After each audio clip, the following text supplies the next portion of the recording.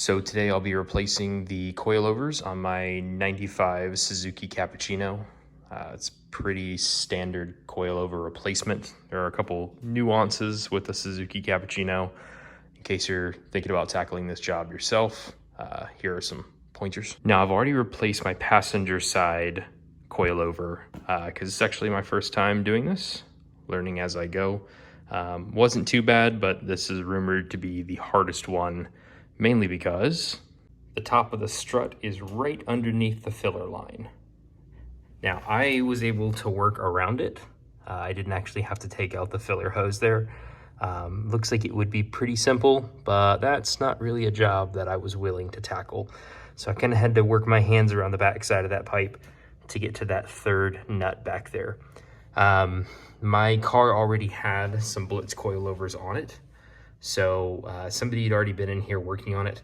Two of these nuts did try to round off, a couple nail biting moments there, but I was actually able to get them off. So that was really the only difficult thing aside from working around that filler hose. Now, luckily the other side looks like it's going to be much easier to get to. If you haven't noticed, I keep all the liner out of my trunk. I took the spare out. So this stuff's pretty easy for me to get to, but at most you might have to remove a couple pieces of shielding and you should be able to get to these pretty easy. So these are the tools that I'm using for my install. Again, I already have some aftermarket coilovers on here, so I don't know if everything's going to be the same, if you've got a different brand or even if you're running factory, but this is all I needed. Have a 17 millimeter spanner. This is to get off the lower nut on the control arm. 14 to remove the sway bar mounts. 11 millimeters what I had in the trunk for my top mounts. Also used a adjustable crescent wrench just to try to grab those nuts a little bit better because, like I said, they were trying to round off. You could do the whole job with just regular spanners, but I also have my socket wrench just to make it a little bit easier to work in the really tight wheel well. I have an Allen key. I'll show you here in a few minutes. The strut arm actually has some Allen bolts on there for you to tighten up. Of course, the tools that came with the shocks to adjust them. A decent torque spec bar for getting the lug nuts and everything nice and tight to where they should be.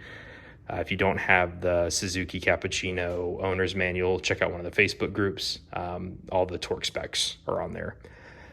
You don't necessarily need a drill. This just helps with the lower bolt. It's pretty long, so it helped me get it out just a little bit faster so I don't sit there and keep spinning it. And a jack. When I was trying to get the bottom bolt to go back in when I was reassembling, the jack helped get it into position so I didn't have to hold everything where it was. So obviously, step one, you're going to need to jack up your car. I only have two jack stands, so I'm just doing the two back wheels first, and then I'll work on the front wheels. Just a reminder, when you pull your e-brake, it really only locks the back wheels, so you probably should shock your front wheels. I forgot this at first, and once I got my car up with the rolling jack, it started to roll forward a little bit. Luckily, it didn't go too far, but go ahead and put those chocks in place. All right, now that we got the wheel off, let's kind of look at what we got going on down here. So, of course, you've got the coil over here, and you've got the sway bar attachment point, which goes to the coilover. On these, you've got this collar that attaches to the sway bar linkage. Here on the new coils I have, like I said, there's some Allen bolts holding it on rather than this collar, so requires us to flip this around a little bit. We've got one big bolt down here. This is the 17 millimeter we have to take off, and then of course we've got the 11 millimeters up inside the trunk. If you haven't invested in them, strongly recommend you get some gloves for this. These older cars, working around the insides of the wheel wells, your hands get pretty gross pretty fast. All right, so first thing I did was loosen up these three bolts here at the top. Don't really want to take them all the way out, so that way the coilover doesn't fall when I take off the bottom, but at least it's loose enough to where all the weight's not hanging on these, and I'm trying to release them. Some of these probably will start to round as I try to take them out. Yeah, like that one right there is trying to round. So I'll work on these and be right back. Okay, got them all finger loose. Well, I say that. got most of them finger loose. I learned this lesson on the other side, and I don't know, maybe this is like a standard mechanic thing. I'm not a mechanic, I work on computers. This keeps it from rounding as much as this does. So if I place this guy on here, other way, it's much easier to get traction and get it to bite on the actual nut. Seems like if you use this end, it opens up. Again, it's probably something the mechanic already knows, but again, I'm not a mechanic. All right, so our next order of business is to remove this linkage from the sway bar here. If you can't tell, you are sitting underneath the trunk under the back side of my car. Reason is this wheel well's pretty tight. I usually need as much room as I can to break some of these bolts loose. As you can see, there's surface rust on just about everything. So sometimes they require a little bit of a coercion. So on these, taking my 14mm, there's a little bolt head right back here. And then take your socket wrench or other spanner, and then you're going to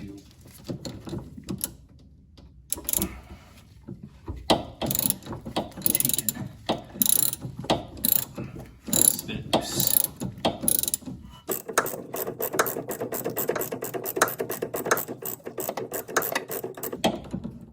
Okay, feels like that's about hand tight. It is. So I can probably get the bolt off like this, or the nut off like this.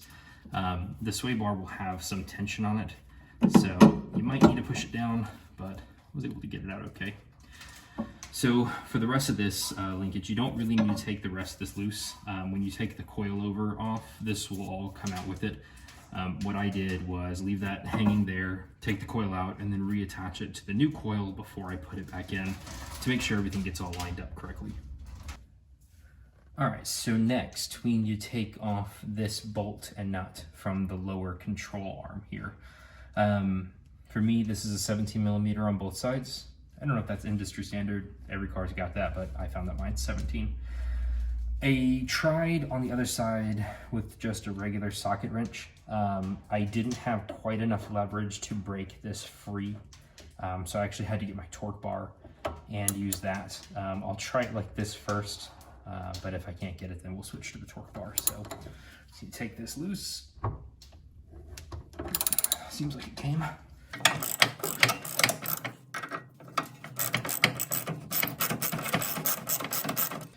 Feels like it might be loose.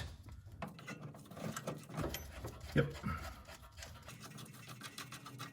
Now, my new coils came with a new nut for this. I'm switching to that. I'm not reusing this one. It's pretty pitted, and it's got some rust coming on the backside, so I just don't want to risk it. I'd rather just replace it. Take out this bolt, and when we do that, this might drop a little bit, and then your coil itself should be free. Don't know if the camera angle is good enough for this, but this is pretty straightforward. I'm just going to wiggle this guy out of here best I can. Of course, only after I remove the nuts from the top of the coil. Remove those 3 nuts and the whole thing literally fell. Probably not the right way to do it, but it's out. All right, so same thing as before. We need to take the rest of this linkage off of this coil so that way we can move it to the new one. I guess now that we're off, it's a pretty good time to show you in a little bit more detail. So you have that little nut head there that you can grab hold of with your crescent wrench or your spanner, and that's what I was locking the socket wrench on to pull that loose. So we will take that free.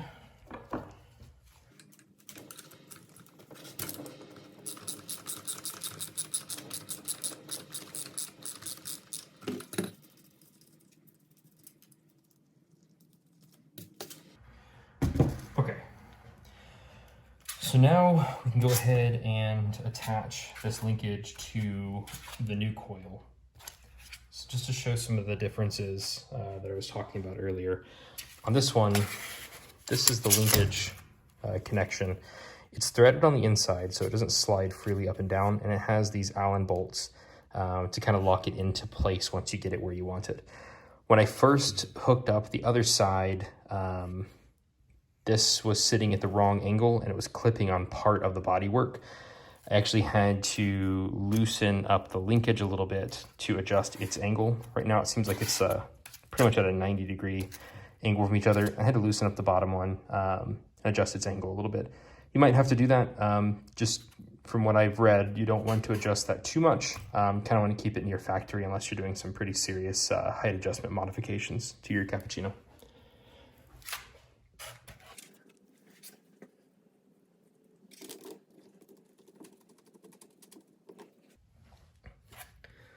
Also, if you can, think about replacing these. When you do this, I have no idea what size they are. Mine are pretty rusted out.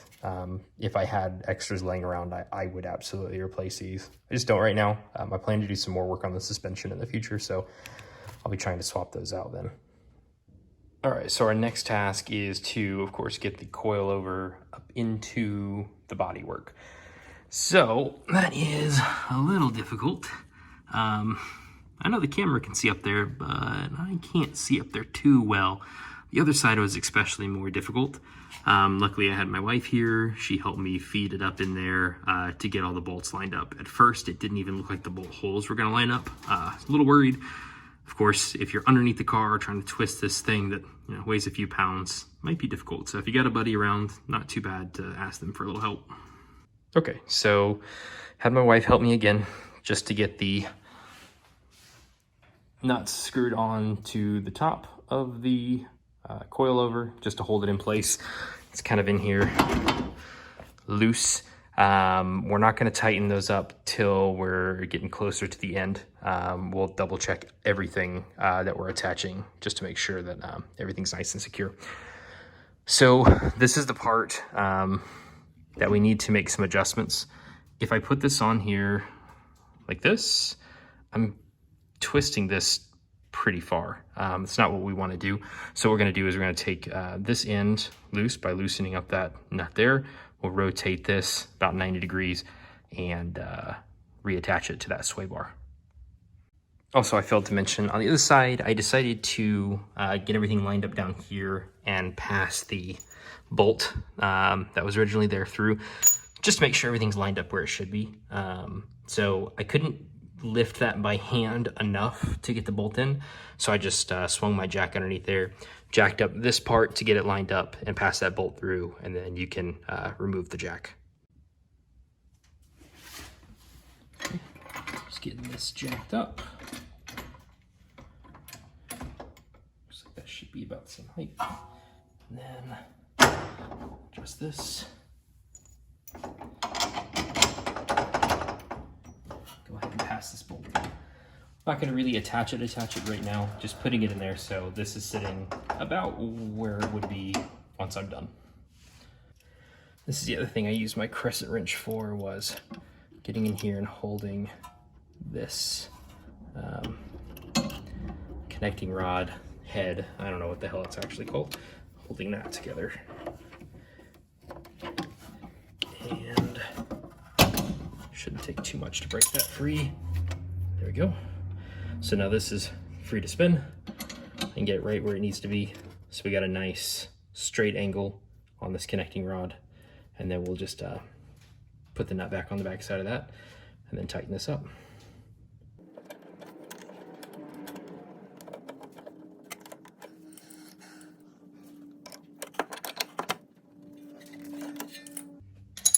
Okay, so I'm not putting this super tight yet. Again, I'm just trying to get everything fitted first before I lock anything down. This top part up here, stand you up a little bit. So this collar, like I said, it's loose right now. We want to, again, make sure this is at a good 90-degree angle. So this is nice, straight up and down. We don't want too much twist in it. What we need to do is tighten up those little Allen bolts back there. Don't know if I got a good camera angle for that, so should be back in a second. Yeah, that'll work out okay.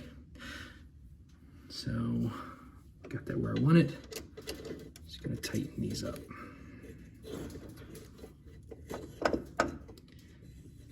from what I've seen on other coils and on the previous Blitz coils that I had, there's another one of these rings like this that you kind of lock this into place with.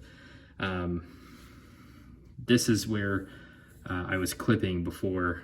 Again, I don't know how well you can see that, but I was rubbing up against that where those Allen bolt mounting points sit. So that was causing a bit of problems, but so long as you get it at about that 90-degree angle, I think it should be okay. All right, so I got these mostly good. I'm having to come on the top side for the top Allen bolt, and then I have to go underneath this arm for the other one. So I've got them hand tight. I'm just gonna go through and let's see if I can get them just one more good turn with my crescent wrench.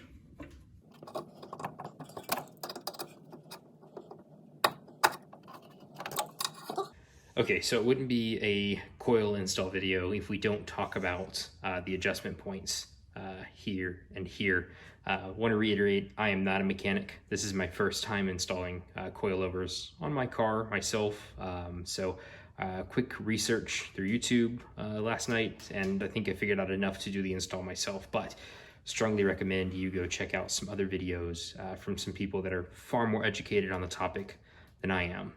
But here is what I figured out from checking out different forums and videos. The top collar here is for preload, meaning how much weight is taken off or on the spring. If that's too loose, the coil can bounce around, and then when you're going down the road, you'll hear it jiggling around down here. And too tight would just mean that you're pretty rigid. From what I understand, rigid is good for track. This car is mostly a daily car, so I don't want it too rigid. The test that I saw was to see if you can come in here and move the spring up and down. I can a little bit, so I'm gonna make some minor adjustments to this. From what I understand about the Neomaxes is that they come from the factory preloaded to where they should be. I bought these secondhand, so I don't know for sure if that's the case, so we're just gonna make a minor adjustment. I'm not gonna go too crazy. The bottom ring down here is for height adjustment. So if you are trying to adjust the height of your car, trying to make it lower or taller, this is where you would do that adjustment. You can undo that collar, and this bit spins around to move it up and down these threads here.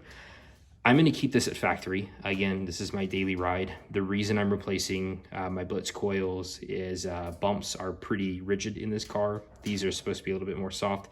I don't really want to mess with the ride height too much. Maybe if I roll with some bigger tires in the future, I will, but right now I'm going to keep it where it is.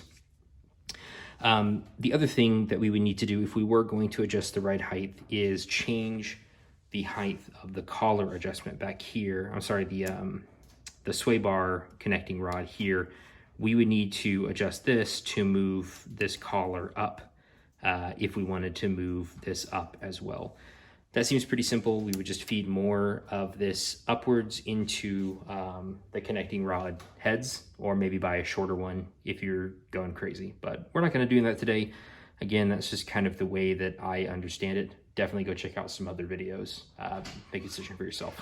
Okay, so adjusting preload seems like it's pretty straightforward. Again, this is just from a little bit of research that I've done.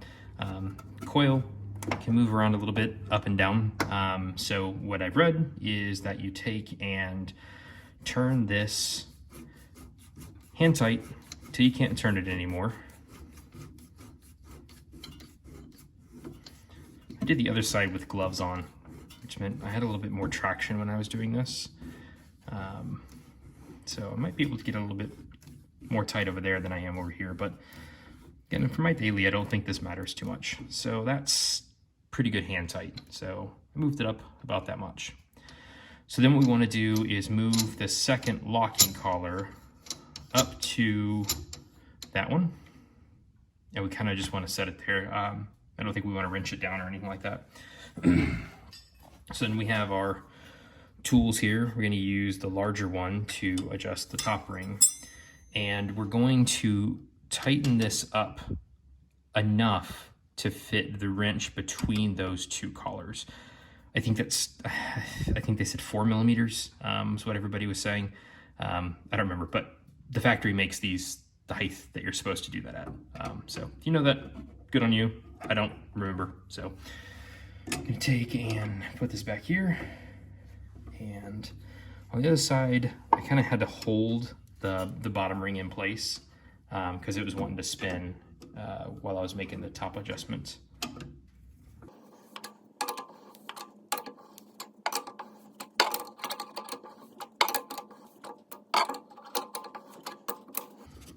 Okay, so I think that's pretty good. I can get the wrench in here pretty well. So we've moved it up just a little bit more. So then what we'll do is we'll meet this locking collar back up to it, and we want to turn these two into each other. So we will take and move the top one. Hopefully I don't get my arm in the way too much there. That way, and we'll do the bottom one this way, and we'll lock them in place. That way they can't go anywhere. So now our preload is adjusted. Again, I'm not really going to do anything with the right height, but I am going to make sure that that's good and tight.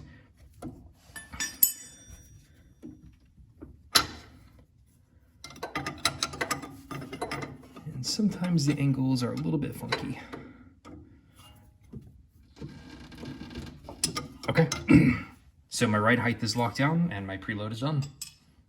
All right, so the next thing I'm going to do is go ahead and finish tightening up this connecting rods bolts on the top and the bottom. The sway bar, it's basically a giant spring, so it can move up and down pretty freely. There shouldn't be any reason why we can't lock this down now because the coil will still be able to move a little bit since it's not secured at the top or the bottom. And let's see if I can do this without smacking the camera a bunch.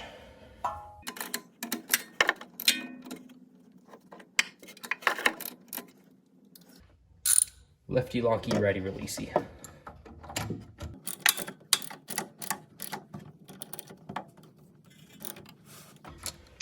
Okay, that's the top one. Let's do the bottom.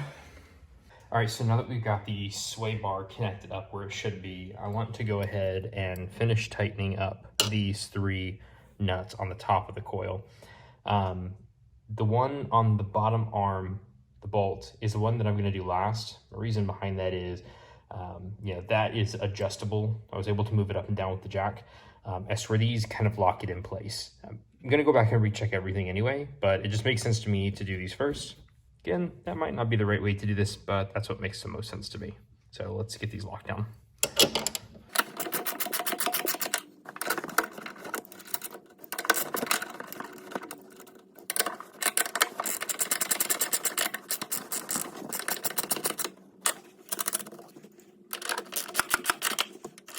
So I went around and did all three. This is the one I started with, and it's already loose again because I adjusted the other side. So I'm gonna keep going around until I get all these tightened pretty well.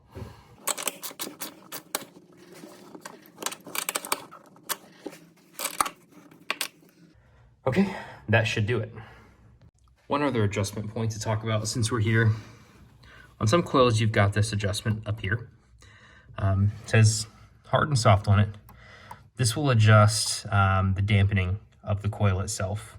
So hard would be great for track where you want a lot of responsive feedback.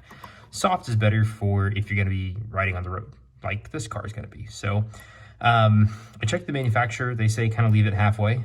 I think I'm just going to go close to full soft. Try that out first. Like I said, the Blitz coils I have on here are pretty rigid, so I kind of want to see as soft as these things can get and then go up from there. All right, now that the rears are done, we're moving on to the fronts. So I said at the beginning of the video that I've always heard that the rears are harder to do than the fronts. I've heard multiple people tell me that when talking about doing this job. So I want to go ahead and say I do not find it that way at all. I did the passenger side off camera just to see how it was. So I've already done this front coilover. This nut right here, this really has nothing to do with the actual coilover install. This one seized up on me and I had to cut the nut off. It's my first full bad seized nut that I've ever had on this car. Had to cut this little booger off there with everything I had, which I don't have any, real professional tools. So that was a fun nail biting 40 minutes there. I had to take off my support bar, I had to take off my exhaust, and I had to pop a couple of these guys off just to get in here and work. I know this is a little bit more compact than everybody's compartments. I have my HIDs, controllers there and everything. So, you know, you might have some more space here, but that wasn't the complicated part. As we go through the install, I will absolutely show you what was more complicated, but just wanted to get that out of the way first. Okay, so let's take a look inside this wheel well. More or less the same. Got the coilover bolted in by the three nuts up there in the engine bay. We've got our upper wishbone for the suspension, and then we've got a large bolt down there. That's also a 17 millimeter, just like on the back. So here's what made this difficult. And anybody who knows what they're doing will probably realize that I'm doing something really wrong and I'm doing it the worst way possible. I disconnected the large bolt first, and then I disconnected the 3 bolts up in the engine bay. And so then what I tried to do was work this guy up over, trying to make this diameter inside here, make an angle just right to get the coil out. Getting this one out wasn't as bad as getting the new one in is.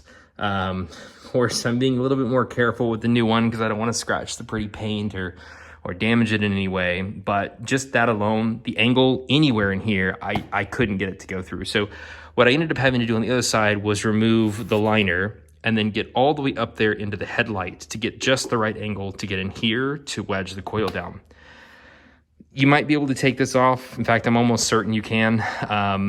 I just am not brave enough to start pulling that kind of stuff apart. I have no experience with suspension that level. I just don't want to take something loose and then I can't drive this car to work in every day. So didn't want to mess with any of that. If you know a better way, good. I'm doing it my own dumb way and it worked, sort of. All right, so first thing we gotta do is take off this 17 millimeter bolt down here. So what I was able to do on the other side was wedge my spanner up here in the top of the wishbone and then come down here on this other side with my socket wrench and break this guy free.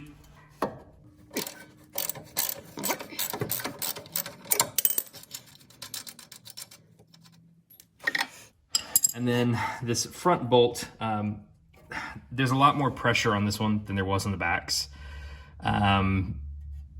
This arm moves a little bit. On the other side, I just tapped this out with a little hammer. I don't know if that's, again, I don't know if that's the right way to do it, but that's what I did. You might be able to take a jack from the bottom and pull it out a little bit easier.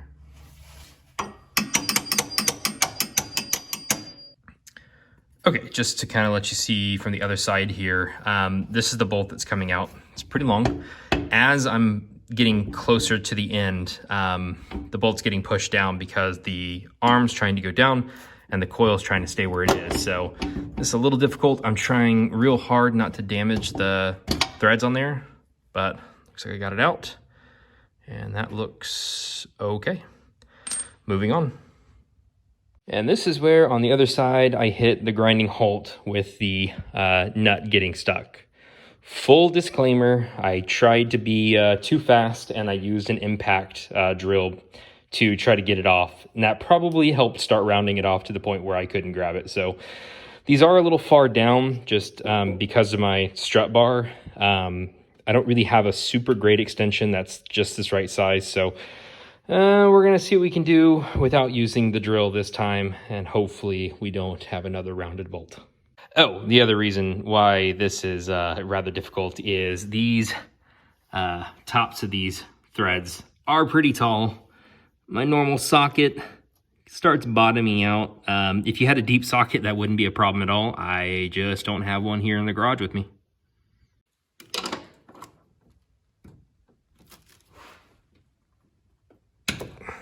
That's one.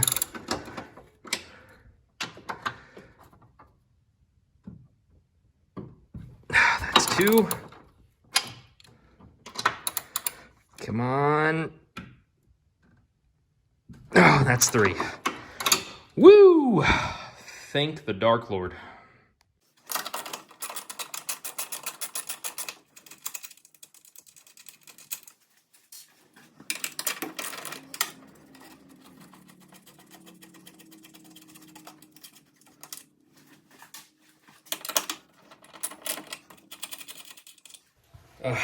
It just amazes me. 40 minutes of work to cut that one nut off, and I just had this done in under 2 minutes.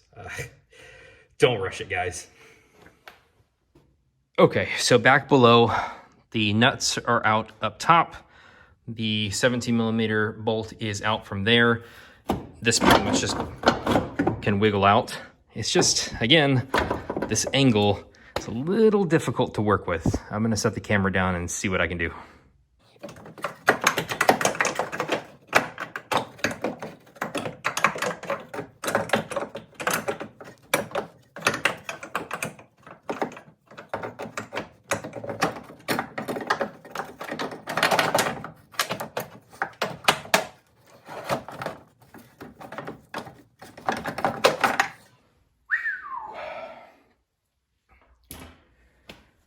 Okay, I got it out. Anybody who knows what they're doing is probably laughing their ass off with how dumb I just did that, but you know what? It's out, and again, I'm not a mechanic. All right, so I pulled down my fender liner. You may have noticed from the wide shot, got a bit of a boo-boo on my fender, knocked the bumper, the fender, the headlight, all that loose, got into a little accident. So I've already had this fender liner out. Really not a whole lot of reason to film that. It's just a couple bolts up through the liner. You should be able to figure that out pretty much by yourself. So the reason I pulled that out is this is a lot more space to work with than when the fender liner is inside there. So this is the way that I'm trying to get that aggressive angle needed to get it through the wishbone. One other thing, on the front coils, there is a twist tie on here holding this bit together. In my hubris, I cut that off on the other side. That's the only thing keeping these metal barrels in place. Again, when I cut them, I didn't think anything of it. It wasn't till I got down to the bottom and realized how tight of a squeeze it was to get these guys in there. Strongly recommend, if that's already on there, leave it in place, cut it once it's down there. And this is what I was talking about. So we need to get this through here, but clip in the body there, take it inside here. Can't really get it to turn upwards. Get it around here. Just doesn't seem like there's really a good angle. So I'm gonna fiddle around with this, probably off camera. It's probably gonna take a few minutes. All right, I said that, and then within just a few seconds, I have it sitting in there. So I forgot what I had done on the other side. Basically, there's this large cavity up in here. I was able to get this all the way up in there, almost touching the wheel well, to get the appropriate angle to get this guy set down in here. Now, we're still not exactly where we need to be. I still have to get this up there lined up, and I have to get the bottom down there set into that cradle. So, as you can see, well, if I point the camera correctly, it's not really easy to get it in there. This is probably the more challenging part. It's kind of like a puzzle game.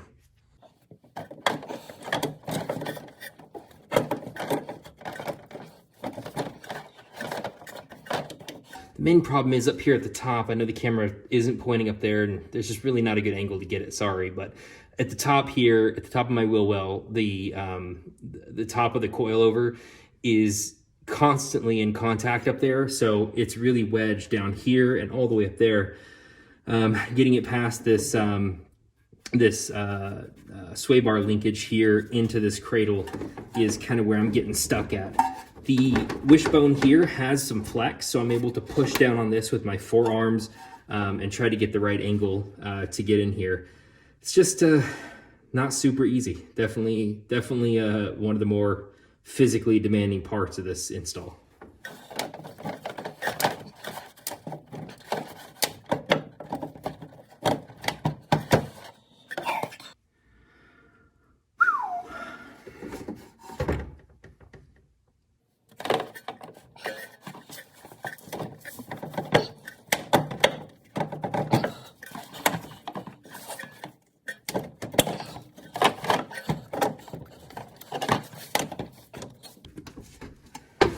Okay, so I'm getting more lined up closer to this cradle down here.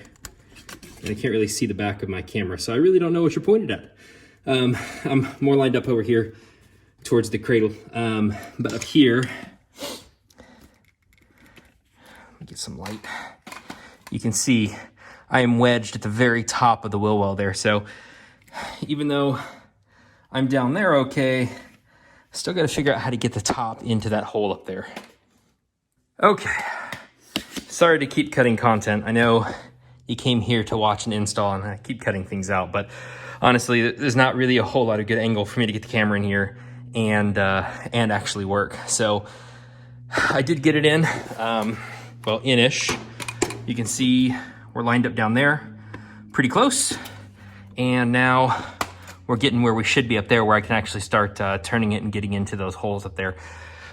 What I actually had to do, I don't know how well I can get this on camera. This shift linkage here, which goes to the front sway bar, is right in the way of getting this knob past and into this cradle. I don't know what this is called, but it looks like a cradle to me, so that's what we're gonna call it. I did have to go ahead, once I got closer to position, cut that zip tie we talked about earlier to have the right amount of room clearance. It's pretty snug right now, but had to cut that to get the right amount of clearance. Once I got that in, like I said, you can push this wishbone arm down a little bit. I'm thinking maybe if you had like a bottle jack or something, you might could do something with the fender, but I didn't need to. I got it to work this way. Once it got inside there, I had enough room to angle to get the top where it should be.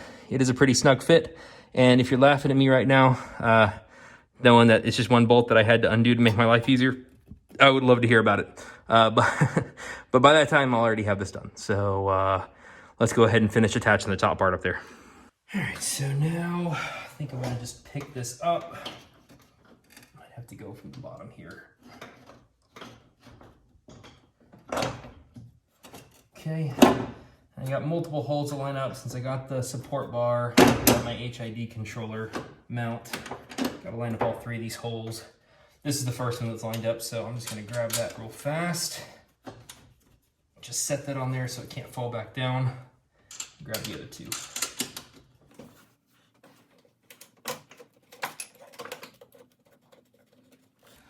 Big hands do not make this easy. Now, I know what I said earlier about not using the drill. I'm not going to cinch these up with the drill. I'm just doing this to get most of the slack taken up, so I don't have to sit here and wrench over and over and over again. It just speeds this process up a little bit. When it comes time to actually torquing these down, I'm gonna do it by hand.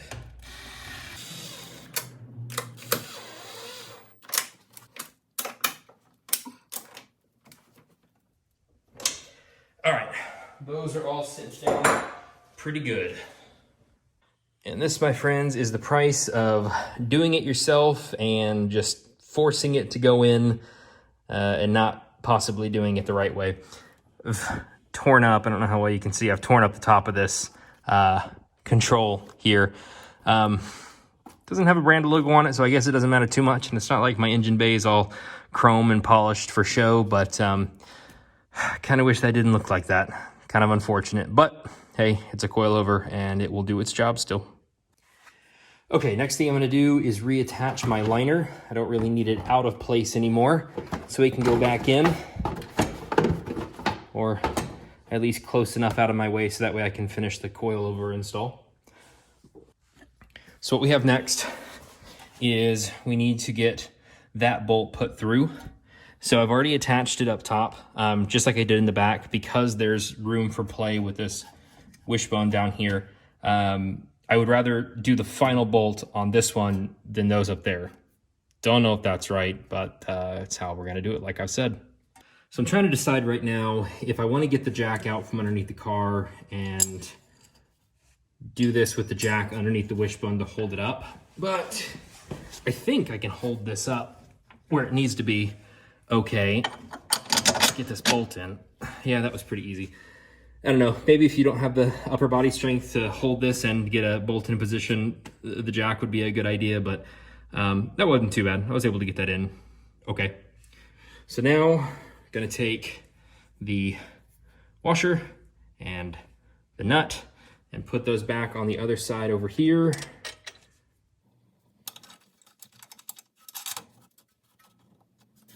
Okay, and now we're gonna tighten them down.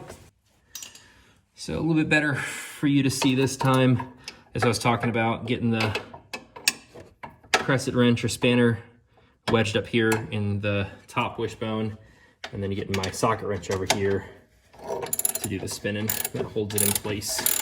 So I don't have to hold both sides. I'm gonna get this good and tight by hand, and then I'm gonna torque spec it here. Okay, honestly, this feels like it's going a lot better than the other side did. I feel like I've made a lot more progress now that I've done it for the second time than I did the first time. Just little things you learn along the way, and you know, once you already know, you can find ways to improve what you're doing. So top is connected, bottom is connected. So for all intents and purposes, this is doing its job.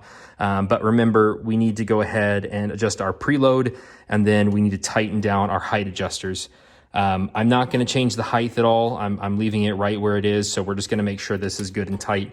You know, I strongly recommend double check the tightness on these, even if you're going to leave them where they are from the factory, because on these, I've noticed all of them are nice and loose, which is good, but you just don't want to make the mistake of one of these being loose, and then either you have some rattle or worse, you get into an accident because your coilover failed on you.